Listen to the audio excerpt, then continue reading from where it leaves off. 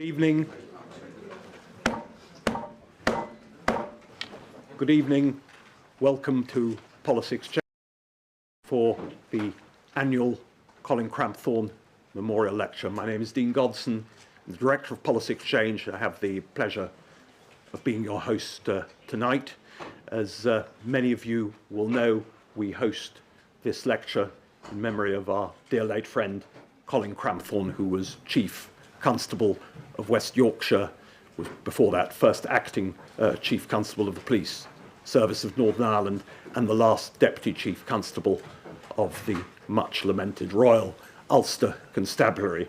And it's a particular privilege for us always to welcome back here the two patronesses of this talk, Lynn Cramphorn, his widow, Vicky Spittle, his sister, and particularly to do so here in the year. This is, of course, the 20th anniversary coming up of the 7/7 bombings. Hard to believe that 2 decades have gone.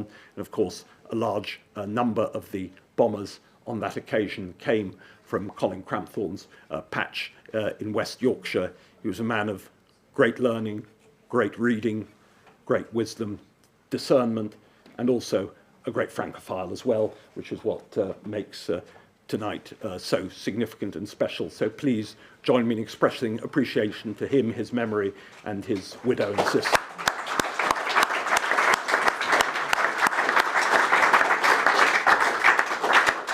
It's a particular pleasure on this day to be able to welcome the Minister of State, Minister of the Interior of France, and many holders of the office, but few have made so substantial and dramatic an impact as our guest of honour tonight.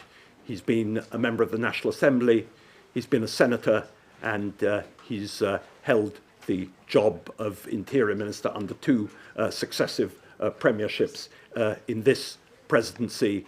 His wide-ranging discourse and vision on issues ranging as that ministry has the responsibility not just for extremism and terrorism, but also obviously for immigration and law and order. And as many of you will know, his slogan on his 3 priorities are law and order, law and order, law and order. And the lessons of that and the commonality of themes amidst all of the historical and cultural differences between different countries are extremely important to us here in the UK, and that's why we're delighted to be able to welcome him here today. He's come over for the summit of Interior Ministers / Home Secretaries, and we're delighted that his solo public performance is here with us tonight. So, Minister, thank you for the warmth of your welcome, for your friendship, and we very much look forward to hearing what you have to say.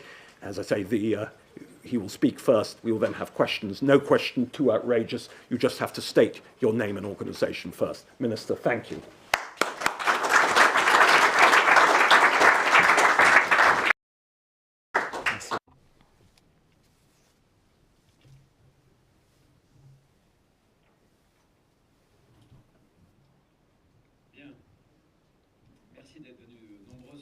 Thank you for turning up in such large numbers. Dear Lord Godson, dear all, it is an honor for me as a French minister to be able to say a few words in the conference to commemorate Colin Cramphorn. I would like to acknowledge his widow, his sister, whom I had the privilege of meeting a moment ago. So this conference takes place in Policy Exchange, whose reflections carry weight throughout the Western world and not only in the UK. And it is to the credit, and rightly, of the great British democracy. Dear Lord Godson, it is a pleasure to see you again. It was through Professor Gilles Kepel, whom I would like to greet and thank, that I had the pleasure of welcoming you in Paris at the Ministry of the Interior. And I must say that we understood each other immediately, despite my poor English and your astonishing French. We understood each other because deep down I think we speak the same language, the language of freedom. Freedom is, I think, the bedrock of Western civilization. But it is not just a legacy to be kept alive. It is also a promise to be kept, a fight to be fought. This fight is ours because it is as French as it is British. Freedom is not given, it is earned, said Winston Churchill. And Charles de Gaulle said much the same when he reminded the French that there is a 20-century-old pact between France and the freedom of the world.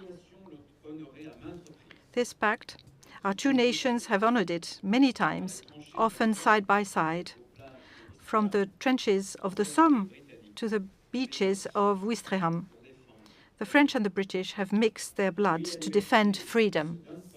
Yes, freedom cannot be given because it is always a struggle. And this struggle is a difficult one because it is constantly something we have to start again, which places us on a knife edge. This knife edge that Montesquieu summed up with these words: freedom is won only by great deeds, but it is lost by small weaknesses. History has taught us that in order to survive, liberal democracy must know how to strike back. But not all blows are permissible, because with this strength mentioned by Montesquieu, freedom opposes a moral force that is which is not without limits. And our enemies have always understood this. That is why they have always sought to turn our liberal principles against freedom itself. This is what the fascists and National Socialists did, transforming free elections into stepping stones for their totalitarian enterprise. We are ready to use all legal means to overturn the current state of affairs, declared the sinister Minister Joseph Goebbels in April 1928. And he added, threateningly, "We come as enemies like the wolf attacking a new flock of sheep." Today, a new predator has emerged as an enemy and is attacking our free nations from within. I'm referring to the Islamist enemy. Like the wild beasts of the dark years, he has made a place for itself in the enclosure of our freedoms to better subvert them and destroy them. This is not my interpretation. These are its statement. These of Youssef al-Qaradawi, one of the most prominent figures of the Muslim Brotherhoods, who in 2002 declared, "With your democratic laws, we will colonize you. With our Quranic laws, we will dominate you." That says it all. These words are words of hate, and I will never, ever confuse the Muslim faith with the Islamist hatred that disfigures it. We stand by this distinction, as we are committed to the freedom that emerged alongside the birth of political liberalism in Europe. I'm talking about religious freedom. This is a fundamental principle for both our democracies. But it is a principle that, once again, the Islamists are turning against our system of freedom, because it is in the language of tolerance these days that political Islamism is promoting the intolerable. It is in the name of religious tolerance that it justifies excision, polygamy, or the veiling of young girls, just as it is in the name of freedom of education or of our freedom of association that it develops Islamist infiltration in schools, in sports clubs, or in the social sphere.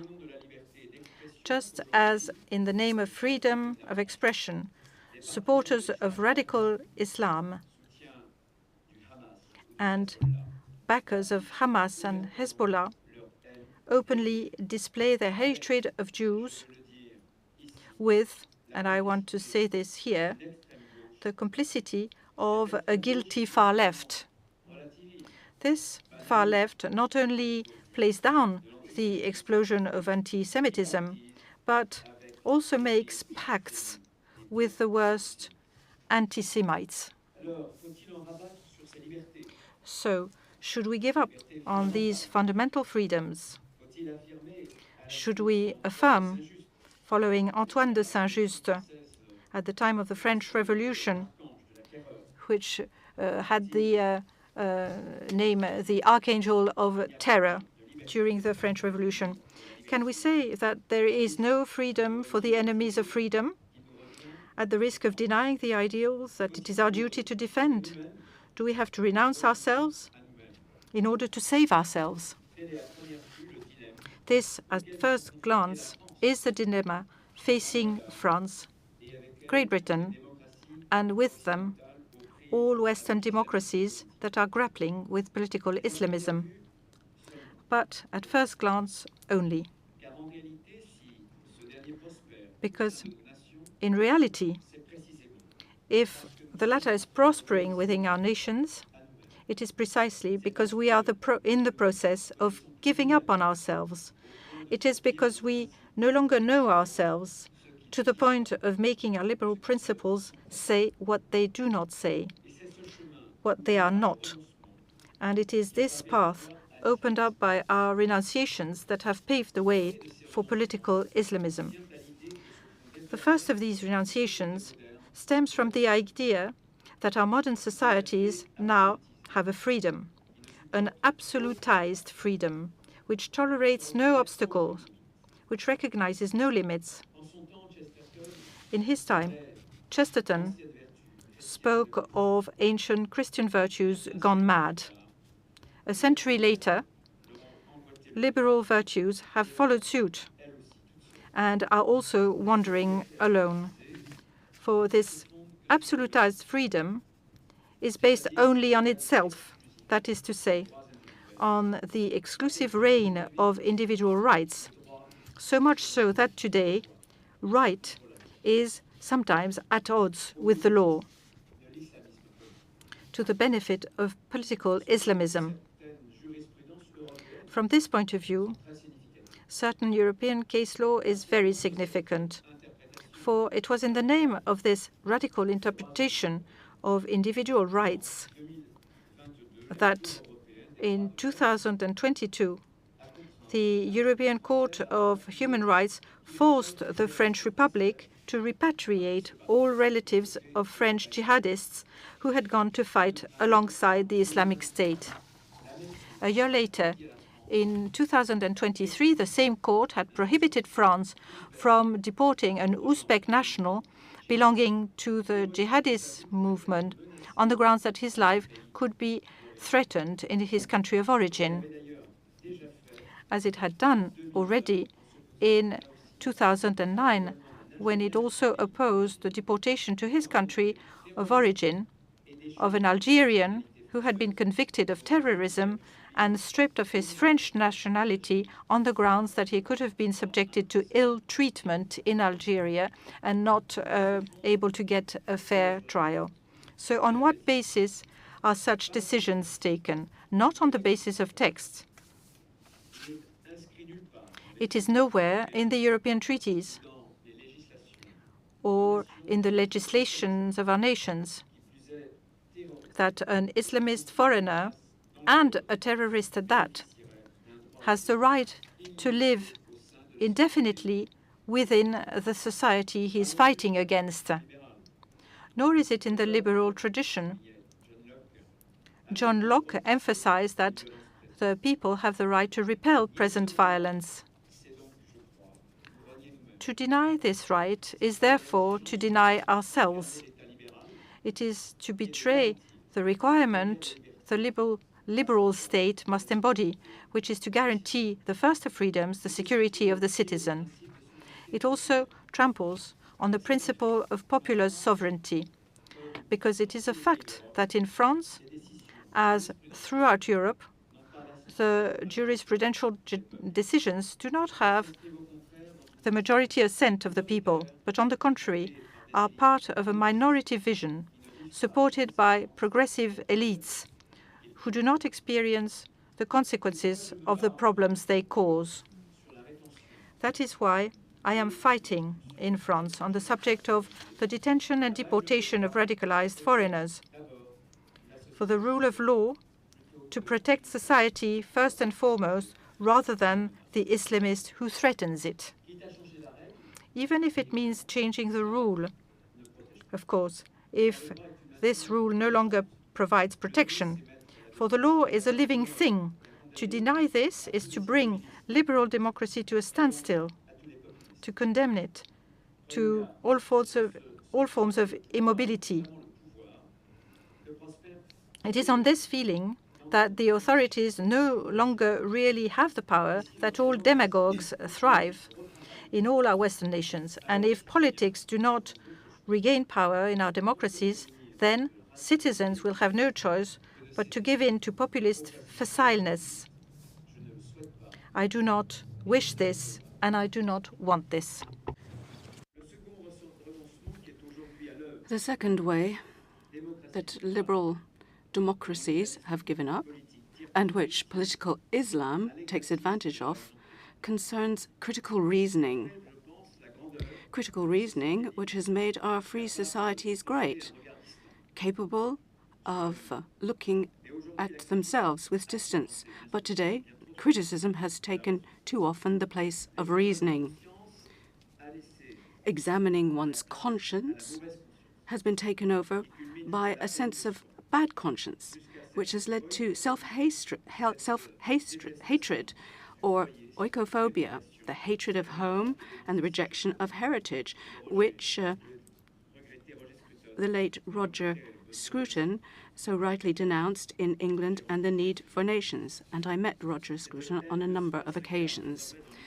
This hatred of self has been embodied in the woke ideology that sees our liberty and equality as illusions preventing us from seeing systems of domination. It sees our national histories as a succession of crimes which should be absolved by deconstruction. This destructive storm, this nihilistic drive, has spared none of our liberal democracies, nor has it spared any of our great politicians.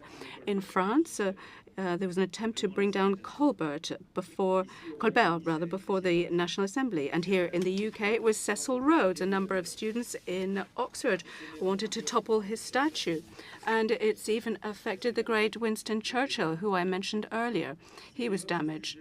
And if I say this, it's because political Islam has slipped on the new cloak of wokeism. And it has taken on the victim narrative, presenting Muslims in Europe as the new scapegoats, the new wretched of the earth. And this can be seen in the misuse that political Islam and woke ideology make of a term which French and British know very well now, the term Islamophobia, a term that has been invented and forced on us by the Islamic Brotherhood. And it no longer means just a legitimate denunciation of acts of hostility against Muslim communities, which should be severely punished. Too often it is used to prevent any questioning of Islam and even to stop any warnings about political Islam. Islamophobia is a gas used to incapacitate others. It's being used to assuage consciences and to paralyze the will to act. Now, the heirs of Voltaire and Hume cannot accept this. It isn't Islamophobic to think that Islam, just like any other religion, can be criticized and even characterized. It's about freedom of expression. It's not Islamophobic to want to preserve, as we do in France, to preserve the common space offered by the French secular state. It's the choice of a people, because these people have been scarred by the wars of religion and know full well that politics and religion must go forward separately, and each sphere must have its own regulatory principle: liberty in the private sphere, neutrality in the public sphere, and discretion in the civil sphere. Similarly, it's not Islamophobic to think that disorder caused by immigration and the problems of integration that are caused by that means that we cannot keep on taking more newcomers. It's the right of each people to control its immigration. And this right, I believe, has related to what President Wilson said in the last century: the right of people to self-determination. This victim narrative is something that our democracies must reject out of hand. And this bad conscience is something that we must avoid, because self-hatred only feeds the hate of others. Make no mistake, between political Islam and wokeism, we already have a convergence, joining up the ground won by separatist Islamists and the gains made by cancel culture. And here I'm thinking particular about universities. In the West, these are temples of open-mindedness, and yet they're being assaulted by totalitarian thoughts and thinking that makes up lists, lights bonfires, and twist the meaning of word. And these new totalitarians say that anti-racism is anti-Semitism, that the freedom of women is the niqab or the hijab. And yet we know that women elsewhere have died because they have taken their headscarf off. That is upsetting and disquieting. It's a form of moral capitulation from a worn-out West that is ready, in the name of poorly understood diversity, to give up one of its crowning achievements: the freedom or equality between men and women. My dear British friends, let me ask you the question. Let me ask ourselves the question: what about the promises that were made of Western civilization?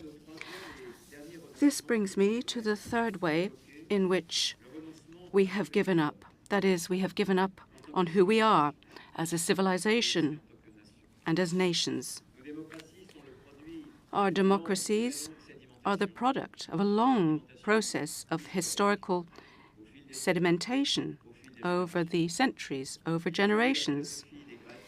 We had Greek philosophy, Roman virtue, the genius of Christianity, and the brilliance of the European Enlightenment for our liberal principles to come to life. How can we teach new generations these principles? How can we require that newcomers to our countries take this on board if we take a step back from these principles of heritage, and if we deny our nations the right to historical continuity? What does obeying laws what is it based on? It's based on belonging to the same society, the same community. There would be no civic duty without patriotism. For all people, abiding by common rules is the expression of a common affection, an affection for heritage to be preserved, for a country that is to be loved. And what do we give Westerners cause to love? We have relativism and consumerism that have left a void in hearts. And political Islam is filling in that void. We have individualist solitude, but they offer the warmth of belonging, the Ummah. And anonymous perhaps because of indifferent cultures, the Salafist respond with a newfound identity and restored memory, the Caliphate. Just like all grand ideologies, political Islam is a narrative because it tends to consider that history began with it. And our modern democracies have forgotten theirs. So political Islam writes in our own countries, in our place, a history which is not ours. And it does that with some of our input. But we will not let this go on. We need to draw together the threads of our history. We need to weave them back into a national sense and transmit a culture and pride in a great civilization, because we must remain ourselves and we must tell our people that being free doesn't mean being everywhere, because freedom must be rooted somewhere. So the freedom of somewhere rather than that of anywhere, to take the words of the very talented David Goodhart. So let's be this way while remaining faithful to our universal principles without ever giving in to dark conceptions of ethnicity. In France, as in England, there are many who, coming from the former territories of our old empires, come together with our values, with our colors, and they are the pride of two peoples. They bring together what is the essence of our old nations. Let's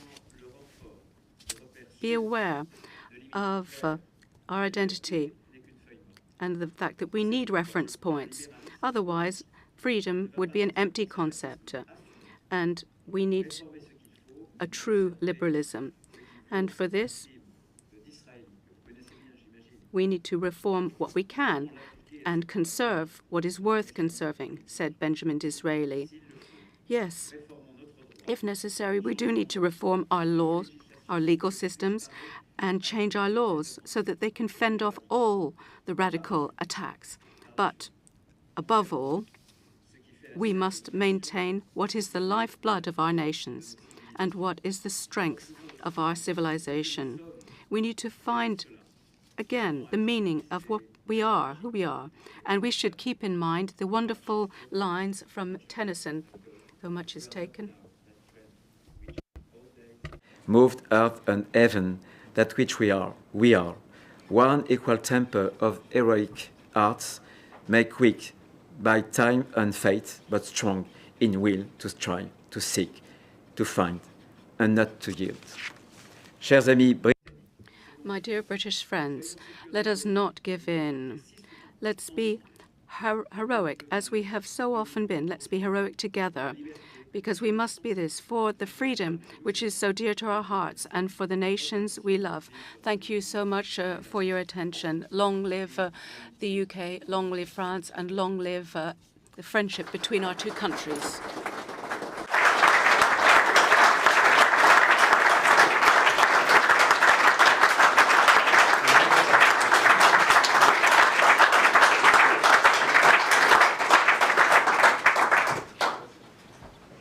Guest of honour a second or two so he can make sure he can hear what we're saying. Do you want to test it? Yes, please. Yep. Does it work? Can you hear me? Probably can hear me, but Yeah. okay, very good. Let's see if it No? let's see if it works. So just a quick question from me before turning over to the audience here is. It's a question about policy. We're policy exchange, a place literally where policies are exchanged. And that's why we want an exchange of policies from your side of the channel. And all of us have had many problems in the extremism terrain, all countries in Europe, and both of our countries in particular, over many, many years. Which policies, in your experience, work? What are the measures?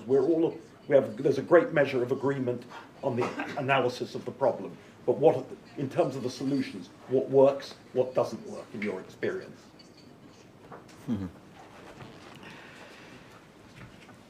Ce que j'ai dit dans ma conférence. What I said in my little speech was that rearmament against these radical ideologies is a moral rearmament.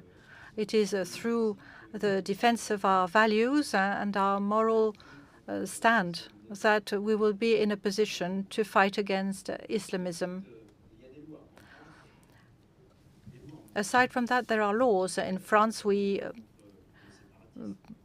passed some laws against separatism, and this is something that can be used as a tool in order to keep at bay immigration. But jihadism was, to start with, terrorism. We had a number of terrorist attacks in France. We were one of the most affected nations at one point. We had more than 274 dead, 50 terrorist attacks.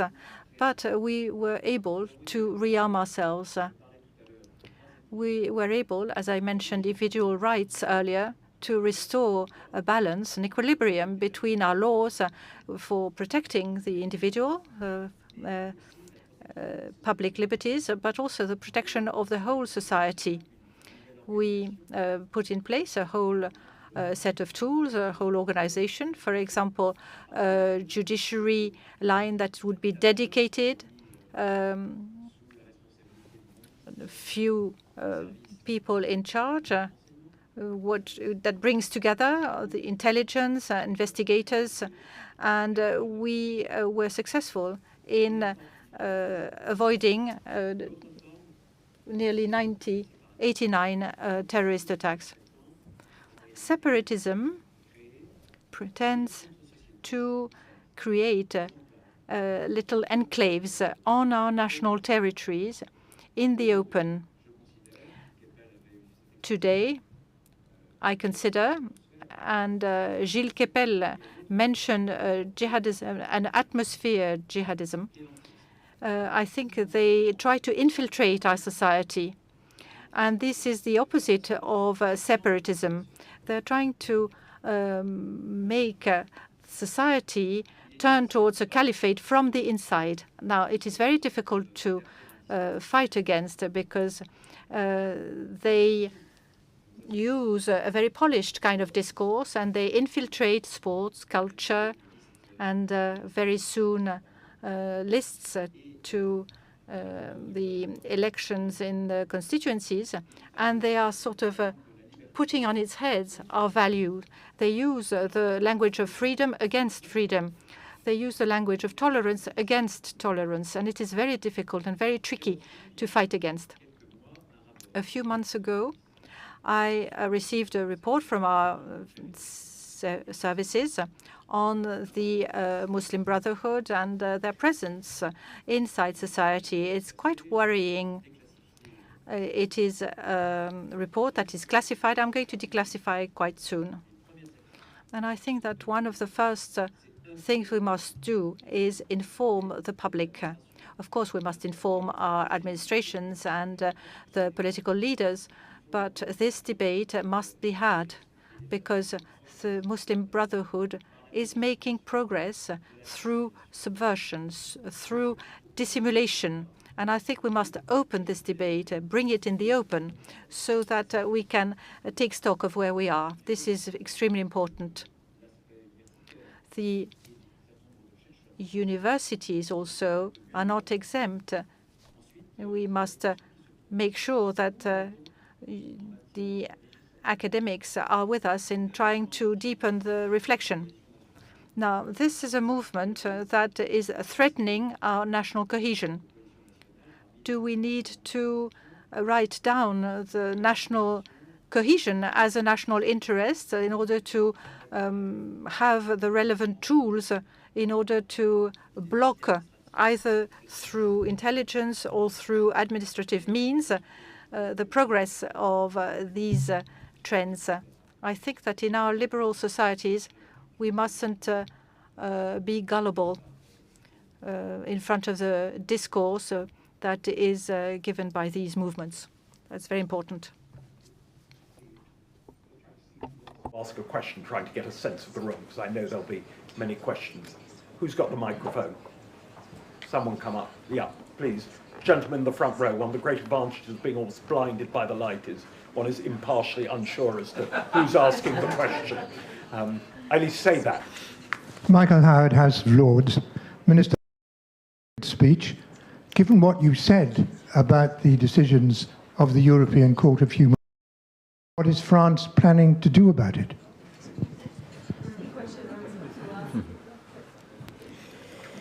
C'est une excellente question.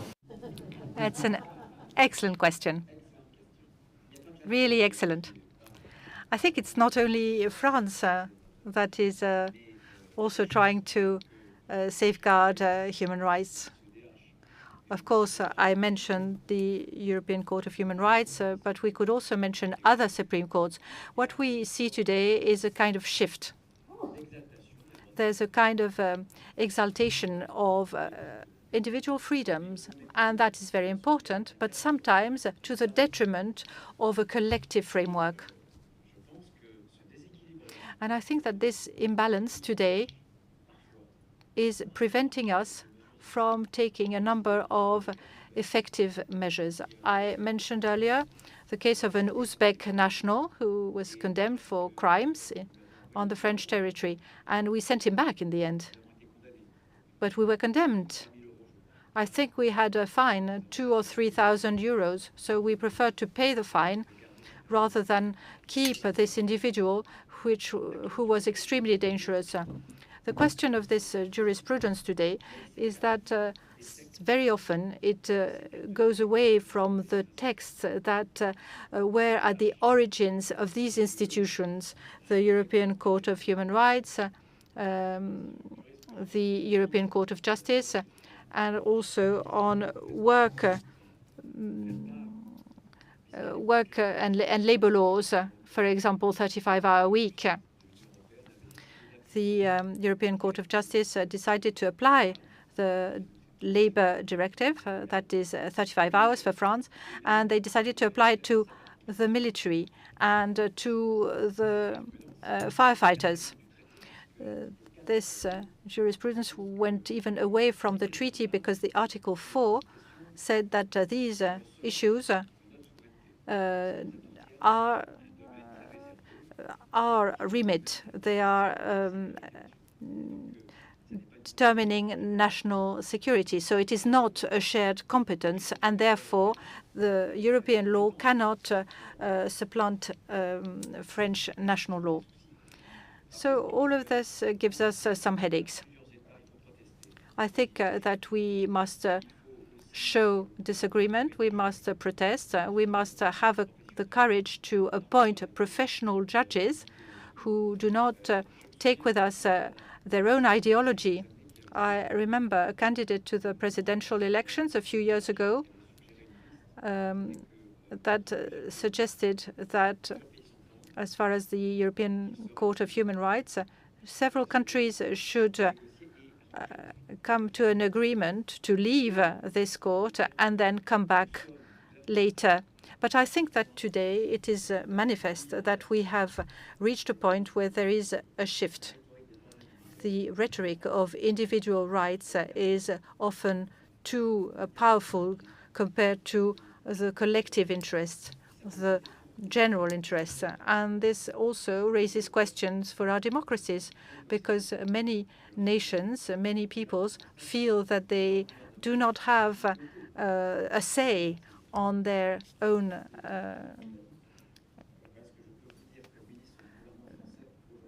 reality. So that is what I can say today as a French minister. I think Home Secretary, Michael, I think what's now called the Ministry of Justice was in your purview. Prisons were in your purview. I know this has been a subject of discussion in France of the respective powers of the Ministry of Justice and Interior there, but I think most Home Secretaries have happily sloughed off that responsibility, but the price of it may have been shown in recent days of that decision. Who else wants to ask a question? I see the gentleman at the very back, please, name and organisation. Microphone, please. Thank you. Je vais tenter à poser la question en français. I will attempt to ask the question in French. I'm an independent reporter on terrorist issues in the United Kingdom. And I'd like to ask you a question about the category of laws that exist against Islamism. Is there a law that is anti-terrorist? Because very often it's very difficult to prove that Islamists have violent objectives. Is there legislation against extremism? Yes, but there are many forms of extremism. So is there a category against separatism? What about Jews who want to live a separate life? So what exactly do you mean? You can't write. We can't ban an ideology. And recently, we have dissolved a number of associations. I asked the prefect in Auvergne-Rhône-Alpes to put an end to an association contract for a school that had fallen into the hands of the Muslim Brotherhood and that was in favor of the death penalty for homosexuals and justified male violence against women. Now, when it comes to schools, there is a contract, and the French state subsidizes such establishments. I'm thinking of Iman Ikwesen, who was expulsed. A number of associations linked to him were dissolved, were taken down, and in Belgium as well.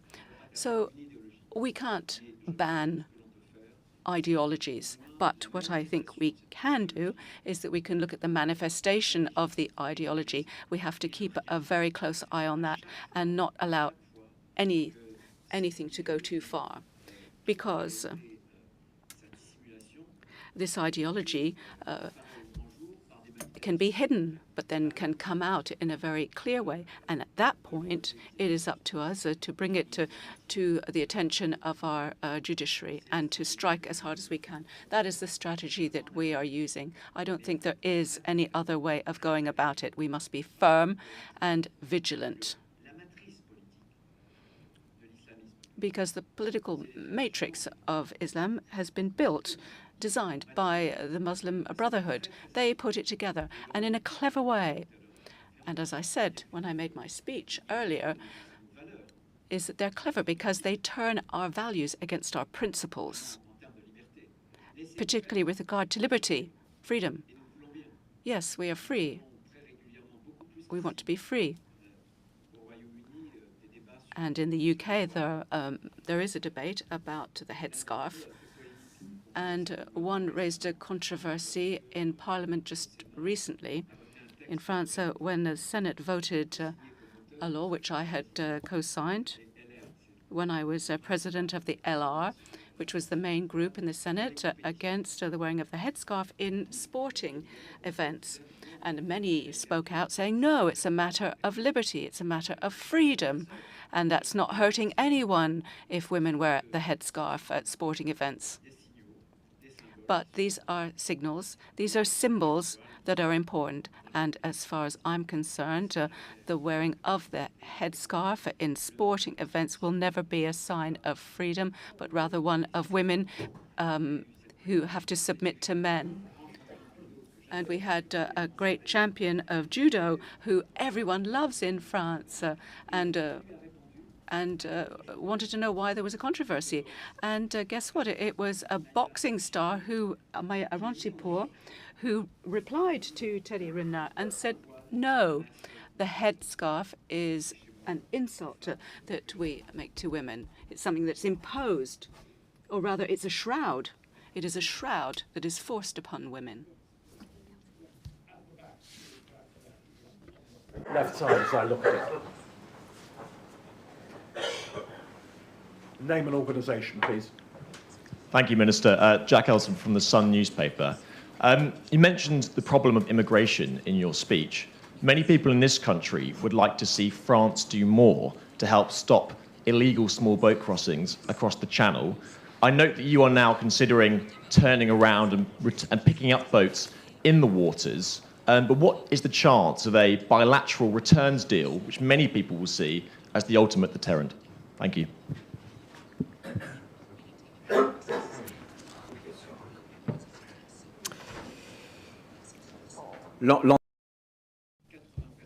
Last year, More than 80 people perished as they crossed the channel.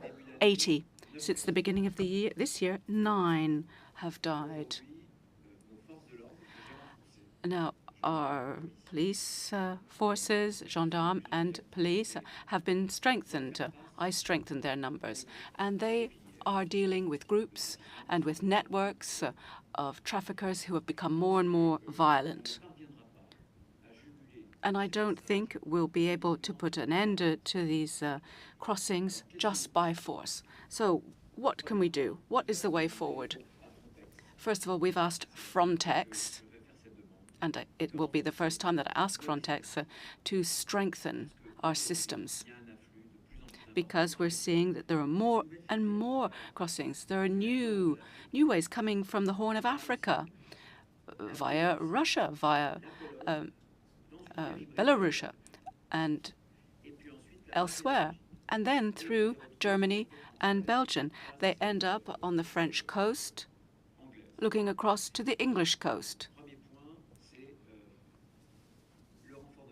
So the first thing is that we must strengthen Frontex.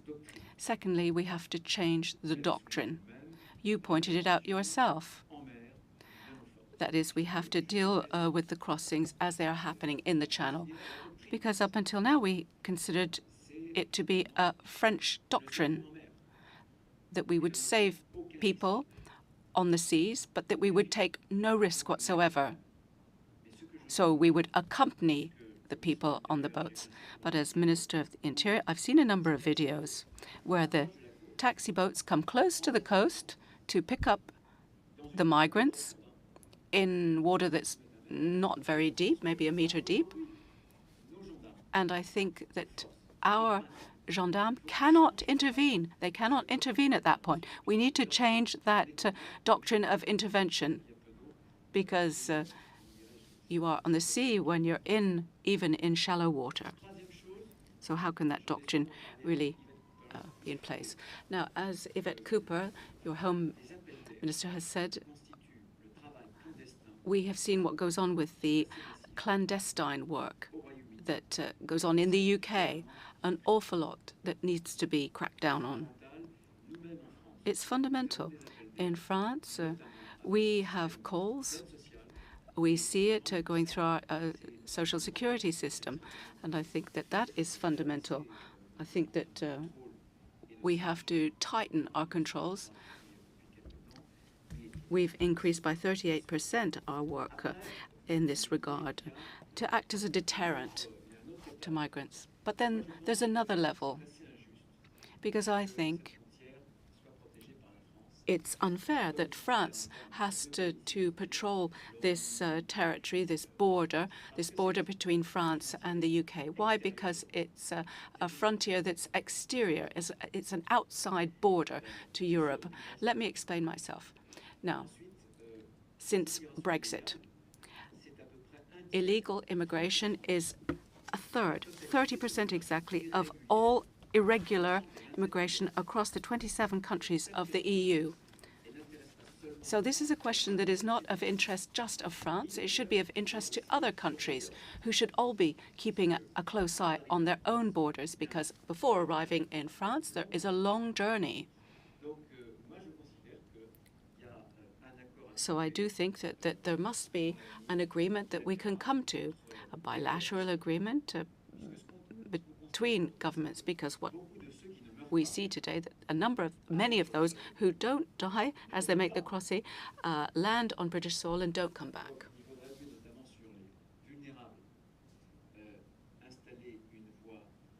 But for those who are vulnerable, and for those who don't make it, we have to ensure that we are able to dissuade these gangs from getting people through, because they are saying they're successful. And as soon as we dismantle one, another one crops up. So we're going to have to shift gears, as they say in cycling, because I don't think that there's just one way forward. But it's by looking at all the solutions that work that we can move forward. As I said, I've already strengthened Frontex, so we want to be more ways for us to be successful and to dissuade the gangs, because France can't do this alone. France needs the commitment from other countries, and here I'm thinking about Germany and Belgium, to dissuade these gangs. And even once one has crossed the channel, if one is sent back, I think that will send a clear message.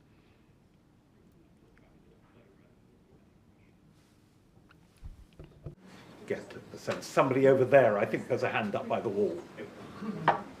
Am I right? Name and organisation, please. John Lloyd, Financial Times. Monsieur Bayrou a dit qu'il est troublé. Mr. Bayrou said that he's troubled by the ruling that concerns Madame Le Pen. Are you troubled? Are you troubled by this decision? Or are you troubled because Mr. Bayrou is troubled?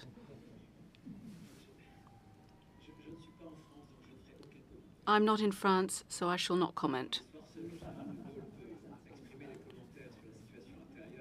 Only de Gaulle could make such comments from London. I myself will not make any comment on national matters, national French matters. But thanks for trying. Thank you. Fayez Mughal, founder of Faith Matters, an interfaith charity. Minister, we have a government in the UK that's very determined to create an Islamophobia definition.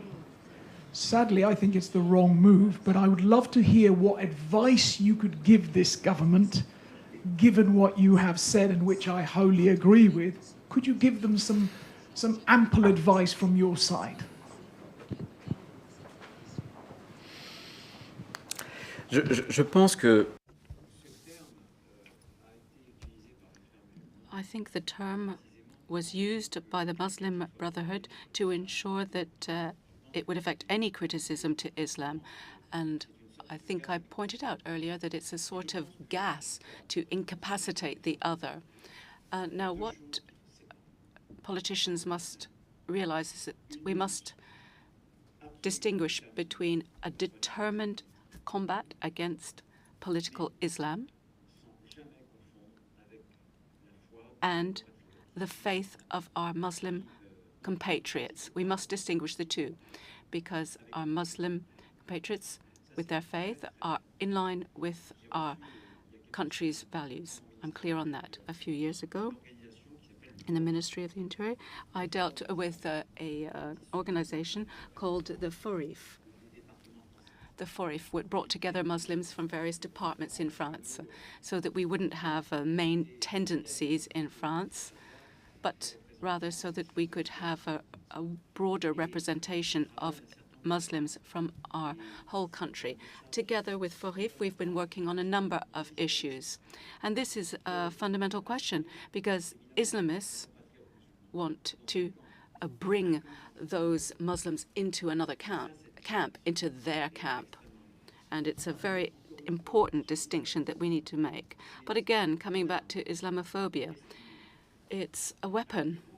It's a weapon to fight liberty and to fend off any criticism possible. And yet criticism is the heart of our democracy.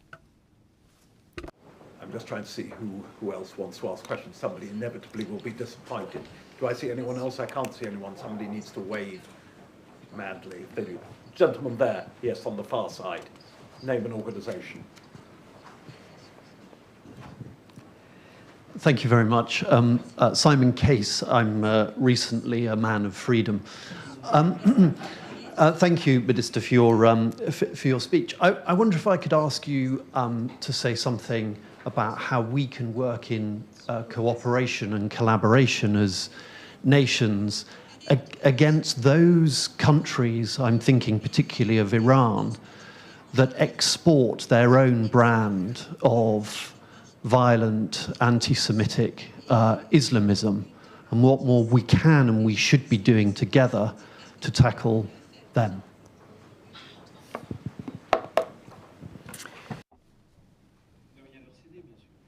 We mustn't give in, of course. What I notice is that Iran, sometimes with proxies used on the national territory, try to conduct some aggressive actions. We've learned that by experience. But without going as far as Iran, there is at the heart of French society, in the middle of the political spectrum, a far left that is trying to pretend that anti-Semitism is the norm. It is fanning the flames of anti-Semitism. It is weaponizing the Palestinian cause for electoral purposes in order to attract the vote from Muslim voters. And this is not the least of our threats. For the rest, including for Iran, I've always been in favor of extreme firmness. With the Vienna Treaty, I'm not sure how you call it in the UK, I always recommended that we should be very firm. And I think that in the coming months, Iran will face a moment of truth, especially on the nuclear front.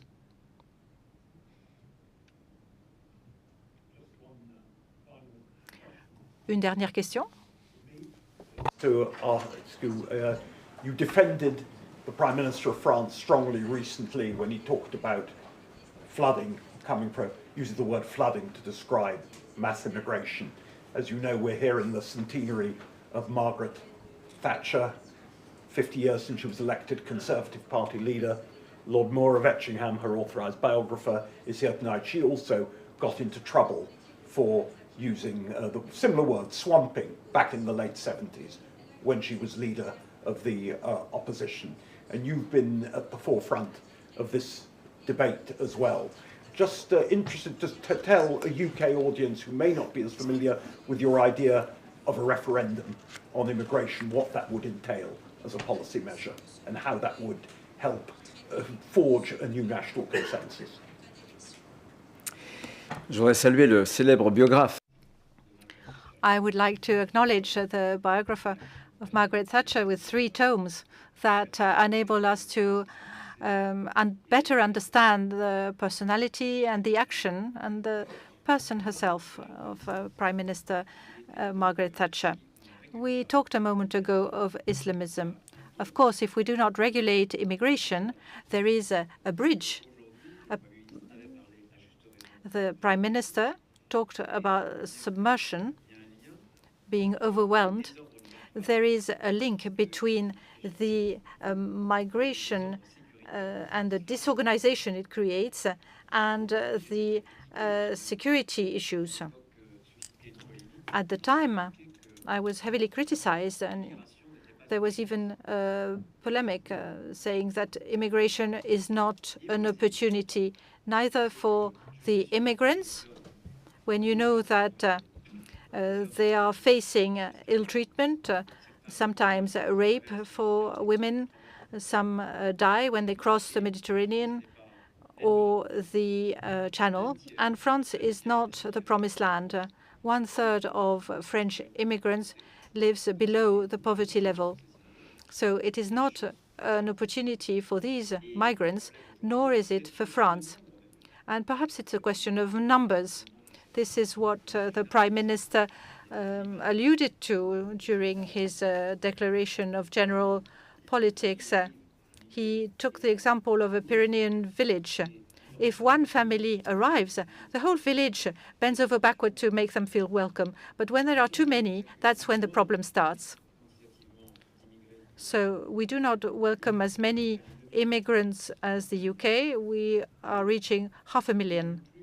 But today, we do not have the welcome capacity any longer, especially because these newcomers do not wish to integrate into society and espouse our values. a moment ago when I said we mustn't give in, we mustn't give up who we are. Unfortunately, what did we offer this new generation that stems from immigration? We told them that in order to be respected, France was guilty. Our history was penance. We felt that we were guilty of our history. And this was not a message of hope in which they would feel attracted to integrate. I think that today the moment has come, and this is true for many peoples in Europe. Governments must take the reins and be brave and go against the politically correct speech. Because sometimes these people have a false generosity. They live in affluent areas and they put their children in very good schools. But I think that political leaders must listen to the population and the public opinion. Otherwise, they will be out of power. And it is now the right moment to deploy some strategies. I am trying to do that in France. We want to have an international front. We are trying to sign bilateral agreements with a number of countries in order to make sure that immigrants are returned to their country of origin. We are also talking with the Commission. There's a new proposal for a return directive. And I called it the non-return directive because the clandestine immigrant had the choice whether to stay or to go back. So it was impossible to hold borders watertight. Fortunately, today there is a draft regulation that could be improved still, but at least it's going in the right direction. So there's an initiative from France with a number of treaties, because we do not have a majority in Parliament at the moment. So I'm trying to regulate, and I will present some results. We raised by 14% the returns at the border, and we gave some residence permit, and we divided the number of residence permits by 2. 32,000 became 16,000 in the last few months of last year.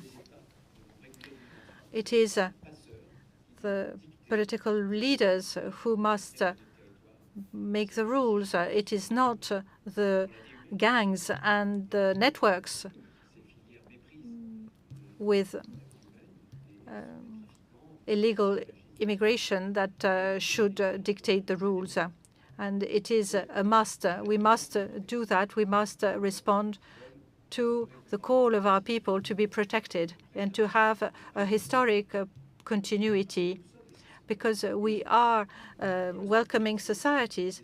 But in order to have hospitality, we need reciprocity. In Rome, do as the Romans. Thank you.